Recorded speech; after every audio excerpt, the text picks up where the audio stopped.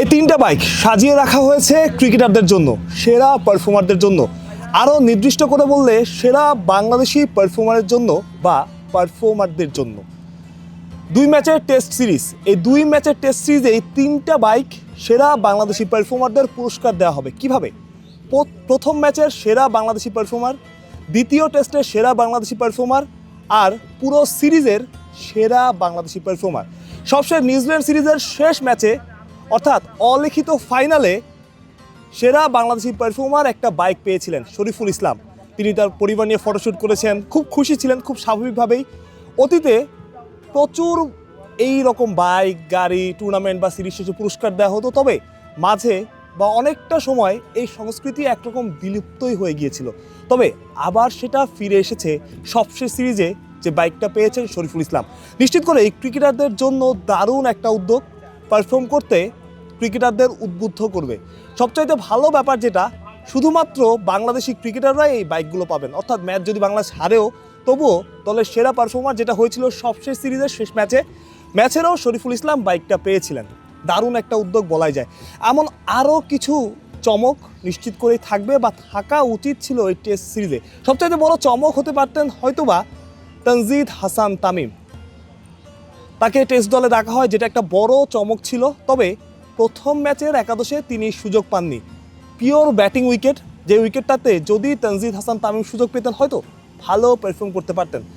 প্রথম টেস্টের দ্বিতীয় দিন শেষে যখন ড্রাইভিং সিটটা বাংলাদেশের থেকে পাকিস্তানের দখলে চলে গেছে, তারপরই তানজিদ হাসান তামিমের সাথে বিসিবি সভাপতি তামিম ইকবালের দীর্ঘ একটা আলাপন লক্ষ্য করা যায়।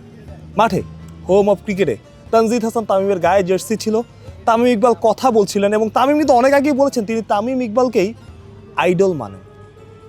যদি এই ম্যাচে তামিমের অভিষেক হতো, তামিম কি খুব খারাপ করতেন কিংবা আউট অফ দ্য বক্স চিন্তা কি করতে পারতো ম্যানেজমেন্ট? সেই প্রশ্নটা কিন্তু থাকেই। তবে সবচাইতে বড় প্রশ্নটা আসলে নাঈম হাসানকে নিয়ে। নাঈম হাসান কতটা আনলাকি? প্রত্যাবর্তনের টেস্ট সিরিজ নাঈম হাসান নিয়েছিলেন 9 উইকেট 2 টেস্টে, ফাইফারও ছিল একটা শ্রীলঙ্কাতে। তারপর থেকে আর কোনো ম্যাচ নাঈম হাসান খেলার সুযোগ পাননি। আজকে মোহাম্মদ সালাউদ্দিন প্রেস কনফারেন্সে এসেছিলেন এবং তাকে প্রশ্ন করা হয়েছিল যে নাঈম কি আসলে একটু আনলাকি কিনা। তিনি বলেছেন দলের কম্বিনেশনের কথা চিন্তা করে আসলে নাঈমকে খেলানো হয়নি, যেটা আসলে সবাই বলেন, এবং এই কম্বিনেশনের কারণেই আসলে নাঈম সুযোগ পাচ্ছেন না।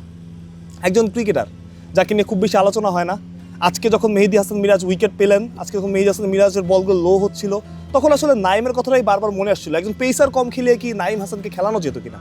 সেই প্রশ্নটা কিন্তু রয়েছেই। এই টেস্ট এখন আসলে কোথায় দাঁড়িয়ে? পাকিস্তান দারুণ ব্যাটিং করছে, চতুর্থ বা পঞ্চম দিন হয়তো উইকেট ভাঙতে পারে, কিন্তু তার আগ পর্যন্ত দারুণ ব্যাটিং উইকেট থাকবে বলেই ধারণা। এখন পর্যন্ত প্রথম দিন শেষে যদি আলোচনা করতাম তখন বাংলাদেশ দল ড্রাইভিং সিটে ছিল, কিন্তু এখন পাকিস্তান সেই জায়গাটা নিয়ে নিয়েছে যে আলোচনাটা করছিলাম। তবে কালকের দিনটা বাংলাদেশের জন্য খুবই ইম্পর্টেন্ট। এখনও অনেকগুলো রান বাকি। যদি দ্রুত উইকেট তুলে না যায় প্রথম সকালে কিছুটা সুবিধা থাকে বোলারদের জন্য, সেই সুবিধাটা যদি নাহিদ রানা কিংবা ইবাদত হোসেন কাজে লাগাতে পারেন, বাংলাদেশের জন্য হয়তো বা এই ম্যাচে ফেরা বা এই ম্যাচে আধিপত্য বিস্তার করা সম্ভব। সবার কিন্তু প্লেয়ার যারা আছেন তাদেরও কিন্তু একটা লক্ষ্য থাকবে যে এই বাইকগুলো জিতে নেওয়া, এই বাইকটা জিতে নেওয়া। প্রতি টেস্টে কিন্তু একটা করে বাইক থাকছে এবং সিরিজ শেষে তো সিরিজের বাংলাদেশের সেরা পারফর্মার তো বাইকটা পাবেনি।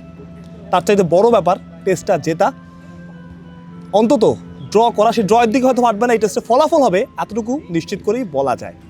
মানুষ প্রত্যয়, বিডি ক্রিক টাইম।